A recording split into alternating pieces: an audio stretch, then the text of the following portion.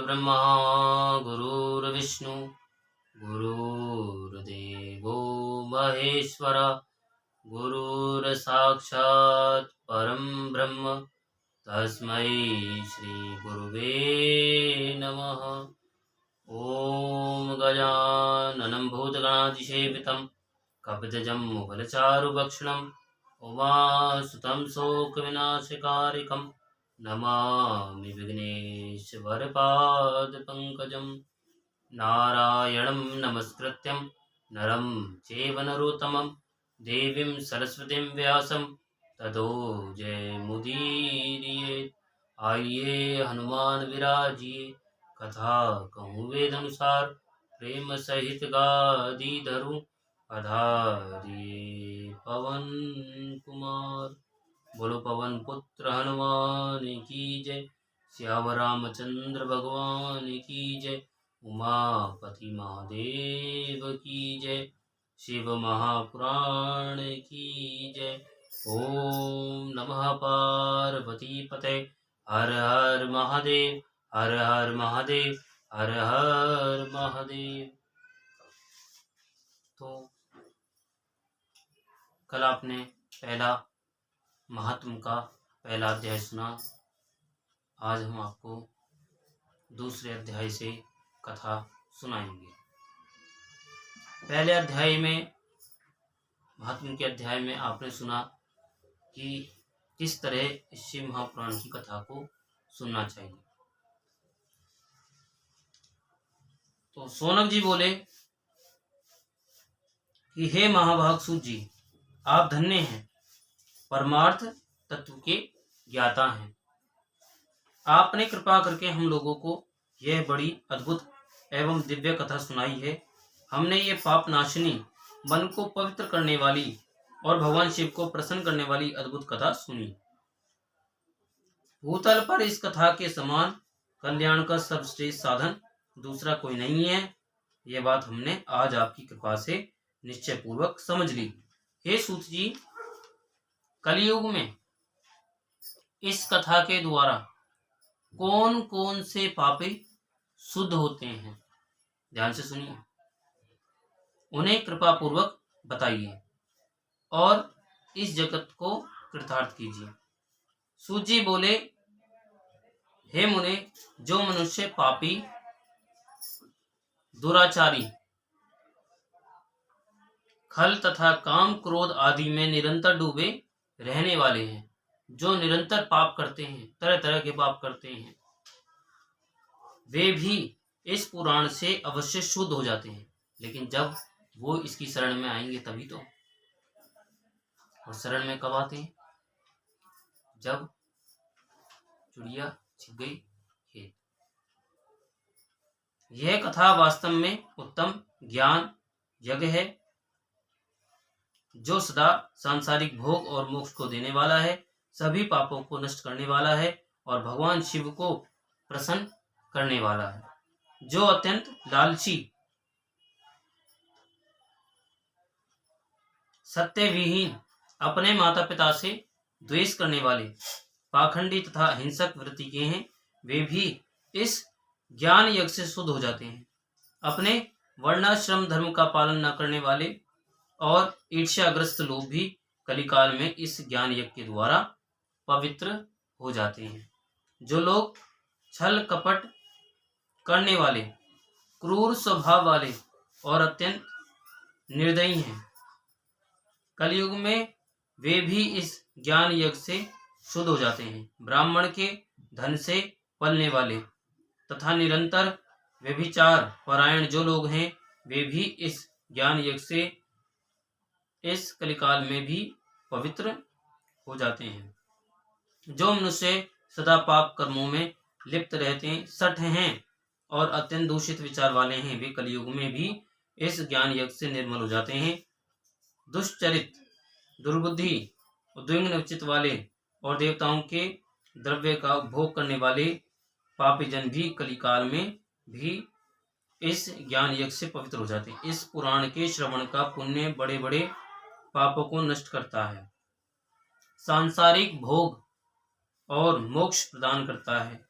और भगवान शंकर को प्रसन्न करता है। भगवान शंकर अगर प्रसन्न हो गए तो आपको सब कुछ मिल जाएगा। इस संबंध में मुनिगण इस प्राचीन इतिहास का उदाहरण दिया करते हैं, जिसके श्रवण मात्र से पापों का पूर्णतया नाश हो जाता है। पहले की बात है, किरात नगर में एक ब्राह्मण रहता था, जो अत्यंत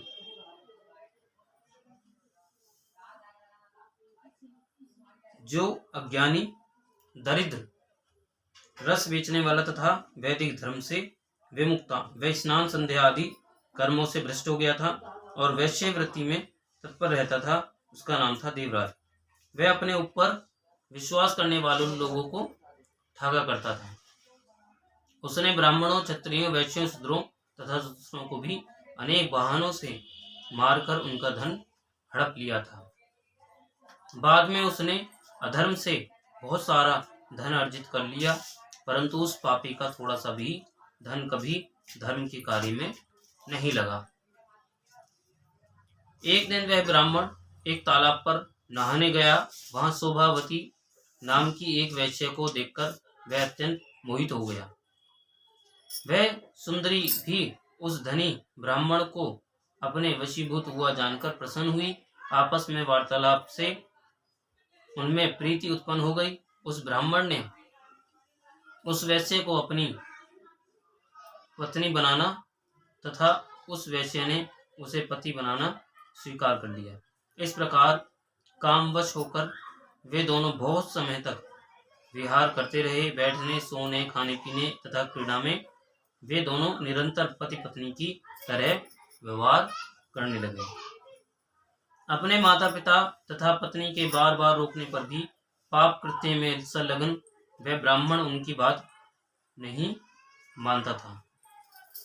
एक दिन रात्रि में उस दुष्ट ने ईर्ष्यावश अपने सोए हुए माता पिता और पत्नी को मार डाला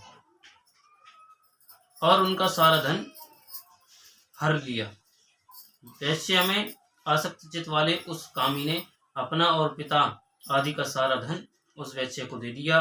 वह पापी अभक्ष्य भक्षण तथा मदपान करने लगा और वह नीच ब्राह्मण उस वैश्य के साथ एक ही पात्र में सदा झूठा भोजन करने लगा। एक दिन घूमता घामता वह देव योग से प्रस्थानपुर झूसी प्रयाग में जा पहुंचा। वहां उसने एक शिवालय देखा, जहां बहुत से साधु महात्मा एकत्र हुए थे। देवराज उस शिवालय में ठहर गया और वहां उस ब्राह्मण को ज्वर आ गया। उस ज्वर से उसको बड़ी पीड़ा होने लगी। वहां एक ब्राह्मण देवता शिव पुराण की कथा सुना रहे थे। ज्वर में पड़ा हुआ देवराज ब्राह्मण के मुखारबिंद से निकली हुई उस शिव कथा को निरंतर सुनता रहा।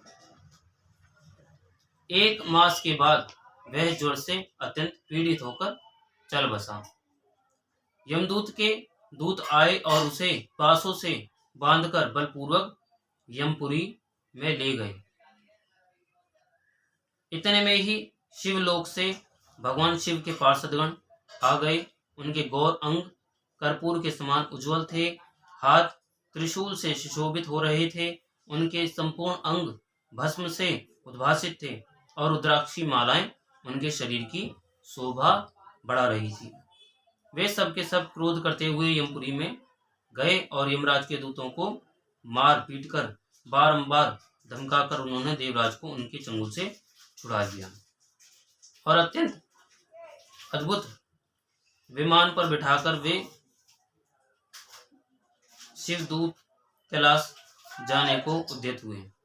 उस समय यमपुरी में बड़ा भारी कोलाहल मच गया। उस कोलाहल को सुनकर यमराज धर्मराज अपने भवन से बाहर आए।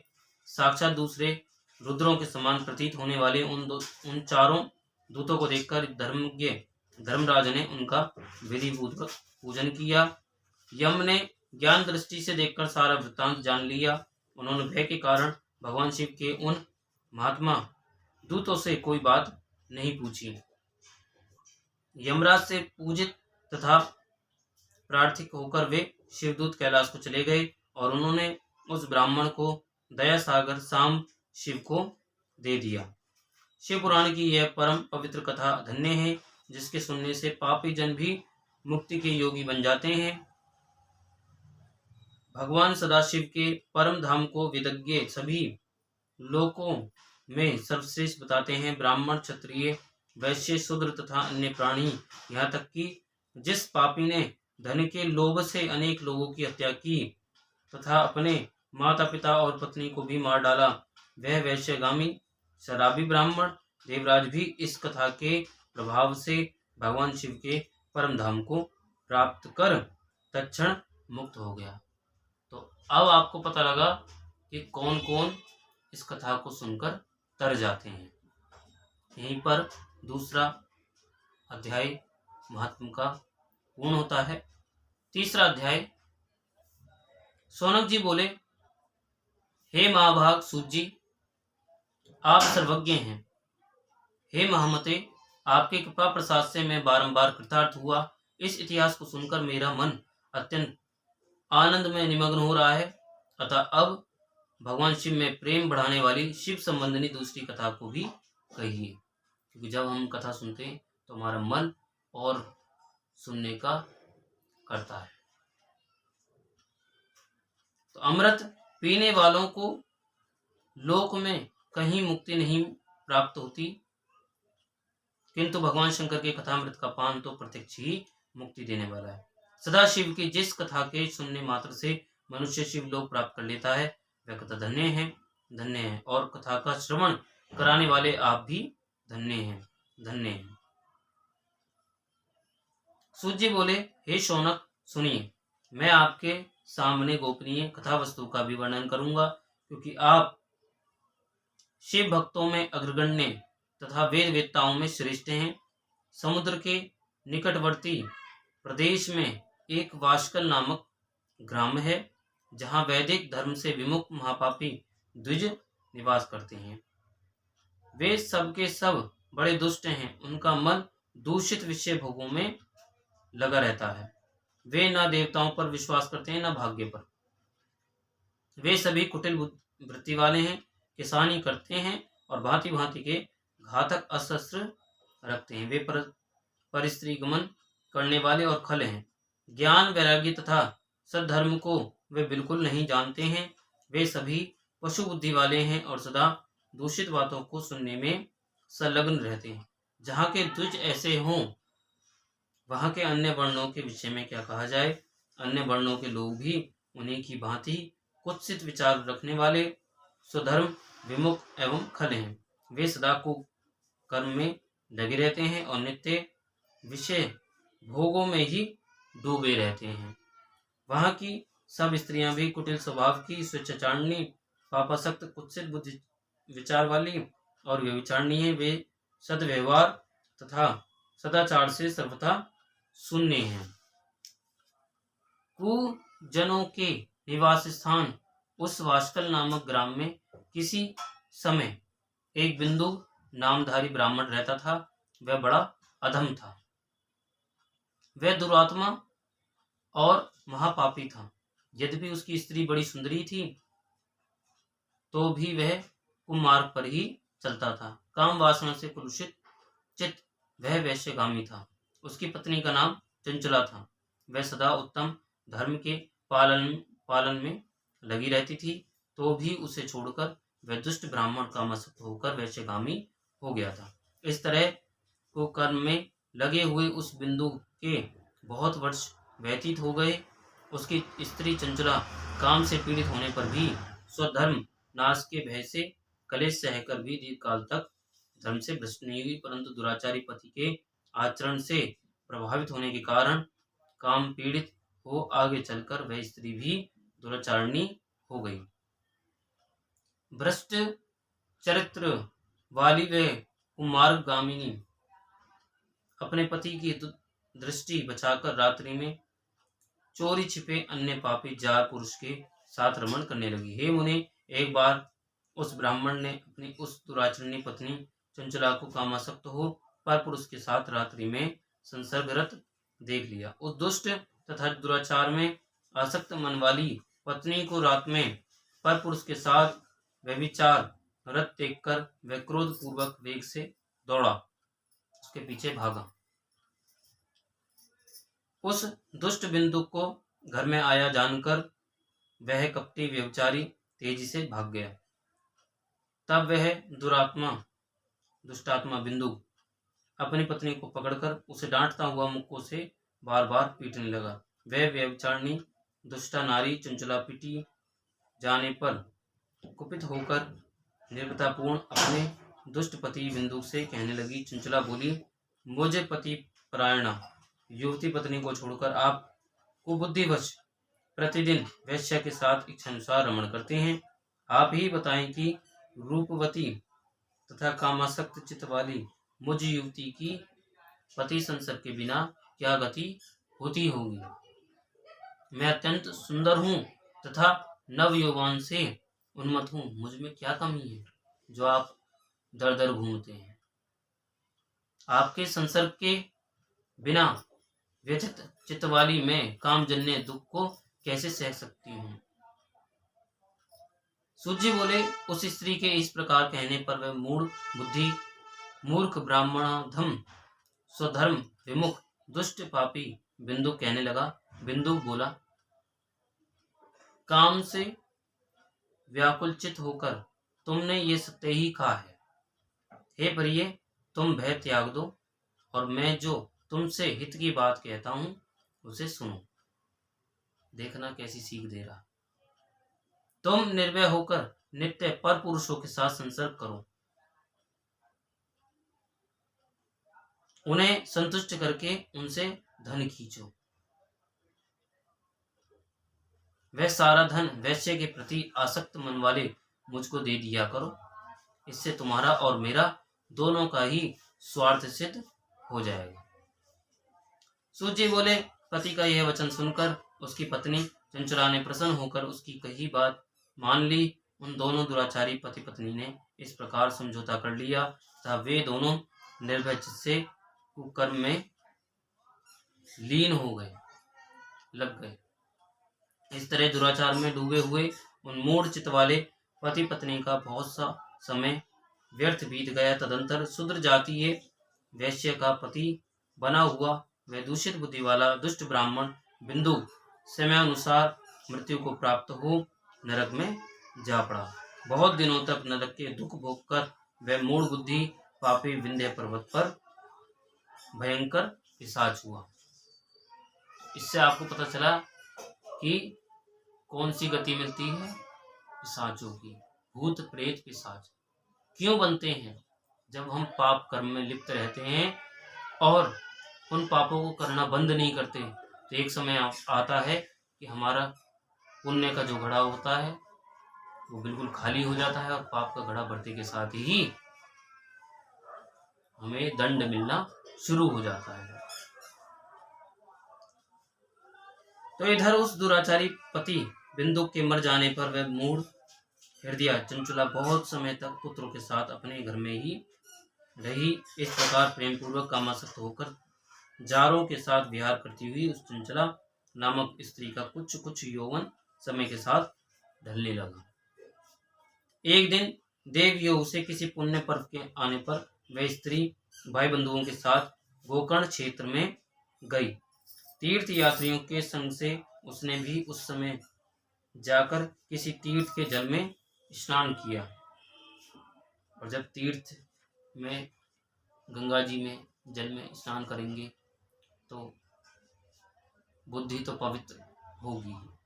फिर वह साधारणतया मेला देखने की दृष्टि से बंधुजनों के साथ यत्र तत्र घूमने लगी। घूमती घामती किसी देव मंदिर में उसने एक देवज्ञ ब्राह्मण के मुख से भगवान शिव की परम पवित्र एवं मंगल कारिणी उत्तम पौराणिक कथा सुनी।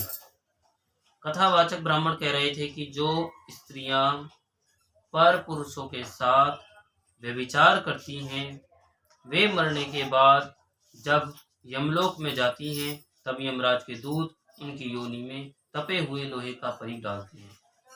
पौराणिक ब्राह्मण के मुख से यह वैराग्य बढ़ाने वाली कथा सुनकर चंचला भय से व्याकुल हो वहां कांपने लगी। जब कथा समाप्त हुई और लोग वहां से बाहर चले गए, तब वह भयभीत नारी एकांत में शिव पुराण की कथा वाचने वाले उन ब्राह्मण से कहने लगी। चंचला ने कहा, ब्राह्मण, मैं अपने धर्म को नहीं जानती थी, इसलिए मेरे द्वारा बड़ा दुराचार हुआ है। स्वामिन, इसे सुनकर मेरे ऊपर अनुपम कृपा करके आप मेरा उद्धार कीजिए। हे प्रभु, मैंने मूढ़ बुद्धि के कारण घोर पाप किया है। मैंने कामांध होकर अपनी संपूर्ण युवावस्था व्यभिचार में बिताई है। आज वैराग्य रस से ओतप्रोत आपके इस प्रवचन को सुनकर मुझे बड़ा भय लग रहा है। मैं कांप उठी हूँ और मुझे इस संसार से वैराग्य हो गया है। मुझ मूढ़ चित्त वाली पापनी को धिक्कार है। मैं सर्वथा निंदा के योग्य हूँ। मैं कुत्सित विषयों में फंसी हुई हूँ और अपने धर्म से विमुख हो गई हूँ। थोड़े से सुख के लिए अपने हित का नाश करने वाले तथा भयंकर कष्ट देने वाले घोर पाप मैंने अनजान में ही कर डाले। हाय, ना जाने किस किस घोर कष्टदायक दुर्गति में मुझे पड़ना पड़ेगा और वहां कौन बुद्धिमान पुरुष कुमार्ग में मन लगाने वाली मुझ पापनी का साथ देगा। मृत्यु काल में उन भयंकर यमदूतों को मैं कैसे देखूंगी। जब वे बलपूर्वक मेरे गले में फंदे डालकर मुझे बांधेंगे, तब मैं कैसे धीरज धारण कर सकूंगी। नरक में जब मेरे शरीर के टुकड़े टुकड़े कर दिए जाएंगे, उस समय विशेष दुख देने वाली उस महायातना को मैं वहां कैसे सहूंगी। दुख और शोक से ग्रस्त होकर मैं दिन में सहज इंद्रिय व्यापार और रात्रि में नींद कैसे प्राप्त कर सकूंगी। हाय, मैं मारी गई, मैं जल गई, मेरा हृदय विदीर्ण हो गया और मैं सब प्रकार से नष्ट हो गई, क्योंकि मैं हर तरह से पाप में ही डूबी रही हूँ। हाय विधाता, मुझ पापनी को आपने हठात ऐसी बुद्धि क्यों दे दी, जो सभी प्रकार का सुख देने वाले स्वधर्म से दूर कर देती है। हे द्विज, शूल से बिंधा हुआ व्यक्ति ऊंचे पर्वत शिखर से गिरने पर जैसा घोर कष्ट पाता है, उससे भी करोड़ गुना कष्ट मुझे है। सैकड़ों अश्वमेध यज्ञ करके अथवा सैकड़ों वर्षों तक गंगा स्नान करने पर भी मेरे घोर पापों की शुद्धि संभव नहीं दिखती। मैं क्या करूं, कहाँ जाऊं और किसका आश्रय लूं। मुझ नरकगामिनी की इस संसार में कौन रक्षा करेगा। हे ब्राह्मण, आप ही मेरे गुरु हैं, आप ही माता हैं और आप ही पिता हैं। आपकी शरण में आई हुई मुझ दीन अबला का उद्धार कीजिए, उद्धार कीजिए। सूत जी बोले, हे शौनक जी, इस प्रकार खेद और वैराग्य से युक्त हुई चंचला उस ब्राह्मण के चरणों में गिर पड़ी। तब उन बुद्धिमान ब्राह्मण ने कृपा पूर्वक उसे उठाकर इस प्रकार कहा। चौथा अध्याय प्रारंभ होता है। ब्राह्मण बोले, सौभाग्य की बात है कि भगवान शंकर की कृपा से शिव पुराण की इस वैराग्य युक्त तथा श्रेष्ठ कथा को सुनकर तुम्हें समय पर चेत हो गया है। हे ब्राह्मण पत्नी, तुम डरो मत, भगवान शिव की शरण में जाओ। भगवान शिव की कृपा से सारा पाप तत्काल नष्ट हो जाता है। मैं तुमसे भगवान शिव की कीर्ति कथा से युक्त उस परम वस्तु का वर्णन करूंगा, जिससे तुम्हें सदा सुख देने वाली उत्तम गति प्राप्त होगी। और इसलिए जो हमारे भक्त हैं, जो शिष्य हैं, उनसे यही कहना चाहूँगा कि इस कथा को प्रतिदिन सुनना, जिससे कि आपको भी उत्तम गति प्राप्त हो और भगवान शिव उनका भला करें, उन पर कृपा करें, उनको अपने धाम में बुलाएं, जो ये कथा श्रवण कर रहे हैं। क्योंकि हमारी हार्दिक इच्छा है कि जो इस कथा को सुने, उनको भगवान अपने शिवलोक धाम में अवश्य बुलाएं, तो जिससे तुम्हें सदा सुख देने वाली उत्तम गति प्राप्त होगी। उत्तम गति कौन सी है? भगवान शिव की। शिव की उत्तम कथा सुनने से ही तुम्हारी बुद्धि इस तरह पश्चाताप से युक्त एवं शुद्ध हो गई है।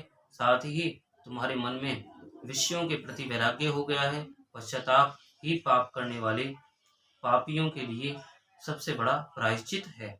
सत्पुरुषों ने सबके लिए पश्चाताप को ही समस्त पापों का शोधक बताया है। पश्चाताप से ही पापों की शुद्धि होती है।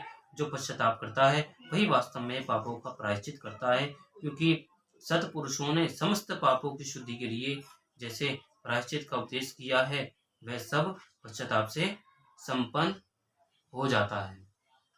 जो पुरुष विधि पूर्वक प्रायश्चित करके निर्भय हो जाता है, वह पर अपने कुकर्म के लिए पश्चाताप नहीं करता,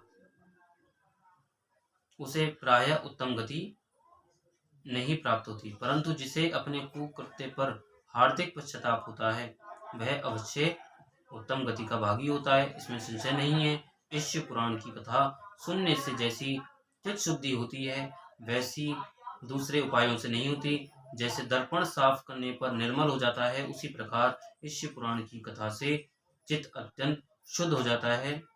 मनुष्यों के शुद्ध चित्त में जगदम्बा पार्वती सहित भगवान शिव विराजमान रहते हैं।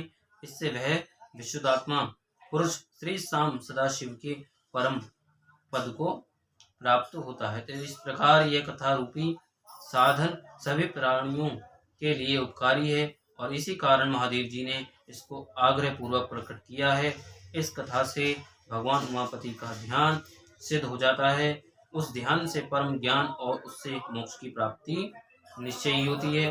भगवान शंकर के ध्यान में मग्न हुए बिना भी यदि कोई इस कथा को मात्र सुनता है, वह दूसरे जन्म में भगवान के ध्यान को सिद्ध कर परम पद को पा लेता है। इस कथा के श्रवण से भगवान शंकर के ध्यान को प्राप्त कर पश्चाताप करने वाले पापी पुरुष सिद्धि को प्राप्त हो गए। इस उत्तम कथा का श्रवण समस्त मनुष्यों के लिए कल्याण का बीज है, अतः यथोचित शास्त्रोक्त मार्ग से इसकी आराधना अथवा सेवा करनी चाहिए। यह कथा श्रवण भव बंधन रूपी रोग का नाश करने वाला है, जन्म मृत्यु को काटने वाला है। तो भगवान शिव की कथा को सुनकर फिर अपने हृदय में उसका मनन एवं निधि ध्यासन करने से पूर्णतः चित्त शुद्धि हो जाती है। चित्त शुद्धि होने से ईश्वर की भक्ति अपने दोनों पुत्रों ज्ञान और वैराग्य के साथ निश्चय ही प्रकट होती है। तो तत्पश्चात महेश्वर के अनुग्रह से दिव्य मुक्ति प्राप्त होती है, इसमें संशय नहीं है। जो शिव भक्ति से वंचित हैं उसे पशु समझना चाहिए, क्योंकि उसका चित्त माया के बंधन में आसक्त है। वह निश्चय ही संसार बंधन से मुक्त नहीं हो पाता। वो बार बार जन्म लेता रहता है, बार बार मरता है, बार बार जन्म लेता है। हे ब्राह्मण पत्नी, इसलिए तुम विषयों से मन को हटा लो और भक्ति भाव से भगवान शिव की इस परम पावन कथा को सुनो। परमात्मा शंकर की इस कथा को सुनने से तुम्हारी चित्त की शुद्धि हो जाएगी और उससे तुम्हें मोक्ष की प्राप्ति हो जाएगी। निर्मल चित्त से भगवान शिव के चरणारविंदों का चिंतन करने वाले की एक ही जन्म में मुक्ति हो जाती है। ये मैं तुमसे सत्य सत्य कहता हूँ। कथा सुनोगे तो इसी जन्म में मोक्ष को प्राप्त हो जाओगे। ऐसी ये शिव महापुराण की कथा। सूत जी बोले, शौनक इतना कहकर वे श्रेष्ठ शिव भक्त ब्राह्मण मौन हो गए। उनका हृदय करुणा से आर्द्र हो गया था। वे शुद्ध चित्त महात्मा भगवान शिव के ध्यान में मगन हो गए। जो शिव भक्त होते हैं ना, वो बहुत जल्दी ध्यान में चले जाते हैं, और जब वो ध्यान में जाते हैं उसके बाद वो शिव अमृत, शिव का कथा अमृत तब बांटते हैं। तो सूत जी बोले, तदंतर बिंदु की पत्नी चंचला मन ही मन प्रसन्न हो उठी। ब्राह्मण का उक्त उपदेश सुनकर उसके नेत्रों में आनंद के आंसू छलक आए। वह ब्राह्मण पत्नी चंचला हर्षित हृदय से उन श्रेष्ठ ब्राह्मण के चरणों में गिर पड़ी और हाथ जोड़कर बोली, मैं कृतार्थ होगी। पश्चात उठकर वैराग्य युक्त तथा उत्तम बुद्धि वाली वह स्त्री, जो अपने पापों के कारण आतंकित थी, उन महान शिव भक्त ब्राह्मण से हाथ जोड़कर गदगद वाणी में कहने लगी। चंचला बोली, हे ब्राह्मण, हे शिव भक्तों में श्रेष्ठ, हे स्वामिन, आप धन्य हैं, परमार्थ दर्शी हैं और सदा परोपकार में लगे रहते हैं, इसलिए आप श्रेष्ठ साधु पुरुषों में प्रशंसा के योग्य हैं। साधु, मैं नरक के समुद्र में गिर रही हूँ, आप मेरा उद्धार कीजिए, उद्धार कीजिए। पौराणिक अर्थ तत्व से संपन्न जिस सुंदर शिव पुराण की कथा को सुनकर मेरे मन में संपूर्ण विषयों से वैराग्य उत्पन्न हो गया, उसी इस शिव पुराण को सुनने के लिए इस समय मेरे मन में बड़ी श्रद्धा हो रही है, बड़ी प्रबल इच्छा हो रही है सुनने की। हे सूजी बोले, ऐसा कहकर हाथ जोड़कर उनका अनुग्रह पाकर चंचला उस शिव पुराण की कथा को सुनने की इच्छा मन में लिए उन ब्राह्मण देवता की सेवा में तत्पर हो वहां रहने लगी। तदंतर शिव भक्तों में श्रेष्ठ और शुद्ध बुद्धि वाले उन ब्राह्मण देवता ने उसी स्थान पर उस स्त्री को शिव पुराण की उत्तम कथा सुनाई। इस प्रकार उस गोकर्ण नामक महाक्षेत्र में उन्हीं श्रेष्ठ ब्राह्मण से उसने शिव पुराण की वह परम उत्तम कथा सुनी, जो भक्ति, ज्ञान और वैराग्य को बढ़ाने वाली तथा मुक्ति देने वाली। उस परम उत्तम कथा को सुनकर वह ब्राह्मण पत्नी अत्यंत कृतार्थ हो गई। उन सदगुरु की कृपा से उसका चित्त शीघ्र ही शुद्ध हो गया। भगवान शिव के अनुग्रह से उसके हृदय में शिव के सदगुण रूप का चिंतन होने लगा, सगुण रूप का चिंतन होने लगा। इस प्रकार सदगुरु का आश्रय लेकर उसने भगवान शिव में लगी रहने वाली उत्तम बुद्धि पाकर शिव के सच्चिदानंदमय स्वरूप का बारंबार चिंतन आरंभ किया। वह प्रतिदिन तीर्थ के जल में स्नान करके जटा और वल्कल धारण करने लगी तथा समूचे हृदय में भस्म लगाकर रुद्राक्ष के आभूषण धारण करने लगी।